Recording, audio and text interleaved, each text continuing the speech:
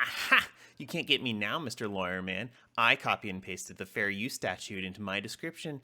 Now, I can do whatever I want. Actually, none of your stuff fits the fair use doctrine, so here's your cease and desist, and look forward for that copy strike. Bye! No doubt, if you've been around YouTube, you've probably seen a lot of these. You've probably even heard your favorite content creators talk about what it means to be fair use. However, most of what I've heard online and about the statute and its application is wrong. This leads to a lot of people whining and complaining when they receive copyright claims or strikes. Now, I do have a degree in intellectual property law. This covers copyright, trademark, and patents. So I figured I would try and help demystify the situation. Let's bring up the current statute here and see exactly what it says. Notwithstanding the provisions of sections 106 and 106A, the fair use of a copyrighted work, including such use by reproduction in copies or phonorecords, or by any other means specified by that section, for purposes such as criticism, comment, news reporting, teaching, including multiple copies for classroom use, scholarship, or research, is not an infringement of copyright. In determining whether the use made of a work in any particular case is a fair use, the factors to be considered shall include the purpose and character of the use, including whether such use is of a commercial nature or is for nonprofit educational purposes, the nature of the copyrighted work, the amount and substantiality of the portion used in relation to the copyrighted work as a whole, and the effect of the use upon the potential market for or value of the copyrighted work. The fact that a work is unpublished shall not itself bar a finding of fair use if such finding is made upon consideration of all the above factors. A little dense, isn't it? The original verbiage of the statute came about in 1976, and you can tell it's dated by the use of phonorecords within the text. Now, it's important to note that while the text doesn't explicitly say it, parody is a permitted use of copyrighted material. In addition, you should also know that ideas by themselves are not copyrightable, only the expression of an idea. So this is why bigger YouTubers can steal content from smaller creators and do so with impunity. Now, the purpose of codifying this concept of fair use into law was to advance knowledge or the progress of arts with something new. This concept was further developed to describe that usage of copyrighted material is more likely to be found in favor of fair use if it's transformative. Okay, but what does that mean? In simple terms, if you're doing something greater than just using the copyrighted material. Nightcore artists, for example, are often just changing the pitch and speed of a copyrighted song. This by itself may not be sufficiently transformative, and it certainly doesn't fit into any of the previous categories.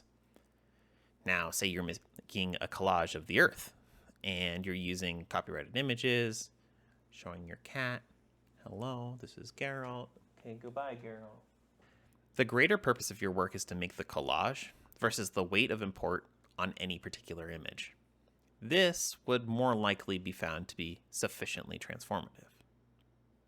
All right, I know copyright is a murky and horrible beast. Frankly, the issues of licensing is also a problem in the YouTube sphere. But to give you a general idea of what is actually fair use, consider the following.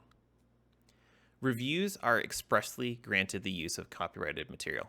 It's pretty hard to give an accurate review of anything if you don't even have some facsimile available, whether that's art, music, or even gameplay. The same goes for the news.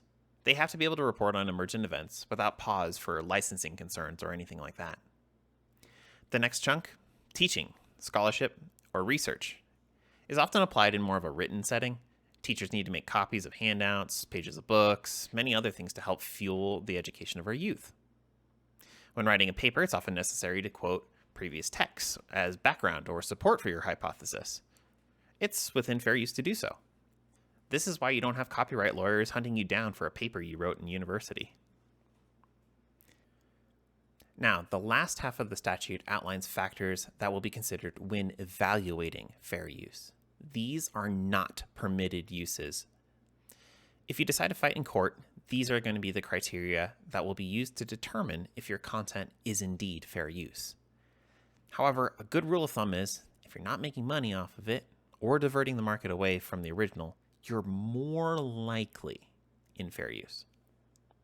A YouTube-specific example of what isn't fair use is all those reaction channels. You're directly taking away the market for someone else's video because you're watching it in its entirety and often providing no additional content on top of that. A good reaction channel will be more like a hybrid of a review commentary channel and use selections of the media instead of watching your entire video.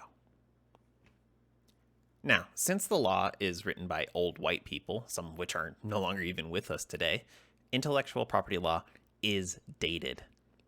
If you think about how far we've come in the last 20 years, this law from 1976 no longer encompasses the breadth of use and the technologies that we have today.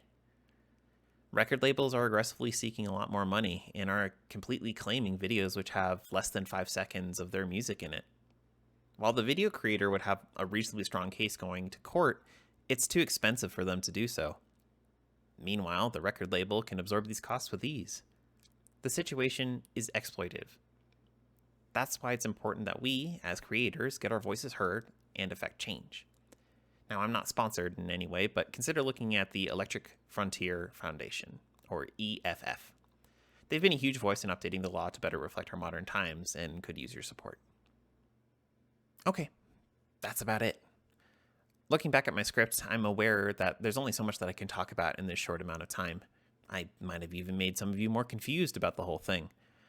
So while I'm not a lawyer, I can try and help you guys answer any questions that you might have. So if you have any, please do leave them down in the comments below. Big shout out to Sleepy Time, who's volunteered to help me edit some of my videos. You can check out all of his socials over here. And if you liked or hated today's video, consider subscribing. I rant about a lot of stuff, with more to come. Until then, keep doing stuff. Bye!